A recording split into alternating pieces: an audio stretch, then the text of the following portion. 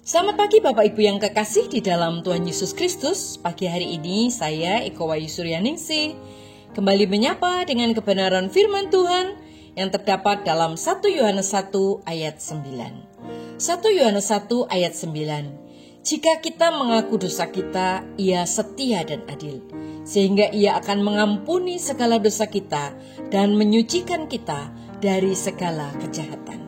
Amin. Bapak Ibu yang kekasih di dalam Tuhan, memang tidak mudah untuk mengakui kesalahan. Kain adalah contoh nyata.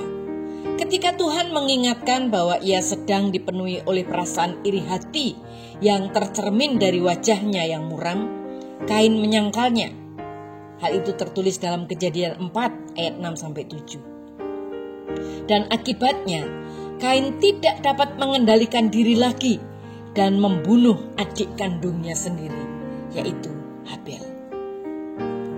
Bapak Ibu yang kekasih di dalam Tuhan, Rasul Yohanes mendesak orang percaya agar mengakui dosanya di hadapan Allah.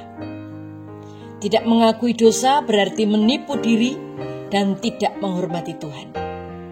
Padahal Tuhan Yesus telah mengorbankan dirinya dengan harga yang mahal. Kita perlu menyucikan diri kita dengan darahnya.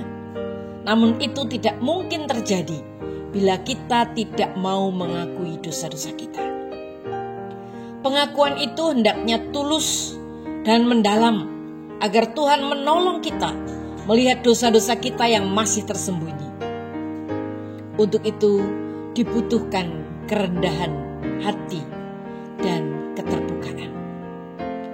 Kerendahan hati berarti mengakui bahwa kita tidak baik dan kita tidak layak. Sedangkan keterbukaan berarti kesediaan untuk mengakui bahwa ada hal-hal yang masih tersembunyi, sekalipun pengakuan itu menyakitkan. Pengakuan yang sungguh-sungguh akan menghasilkan pertobatan. Bapak Ibu yang kekasih di dalam Tuhan, ketika kita berdosa, kita perlu secepatnya datang ke hadapan Allah untuk mengakuinya secara spesifik. Penundaan akan berdampak buruk. Dosa yang tidak diakui membuat kita mengulangi kembali dosa yang sama. Kita tidak lagi hidup dalam terang. Relasi kita dengan Tuhan dan sesama pun akan terganggu. Sebaliknya, pengakuan dosa yang dilakukan segera membuat pertumbuhan rohani kita semakin pesat. Dan yang terlebih indah dari semuanya itu, Tuhan sangat berkenan atas kehidupan kita, dan Dia pasti menyucikan dosa saudara dan saya. Mari kita berdoa. Tuhan Yesus, kami bersyukur buat kasih-Mu.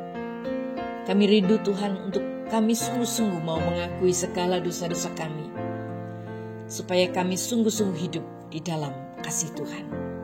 Kami percaya Tuhan menyucikan kami dan melayakkan kami. Dalam nama Tuhan Yesus kami berdoa. Haleluya. Amin.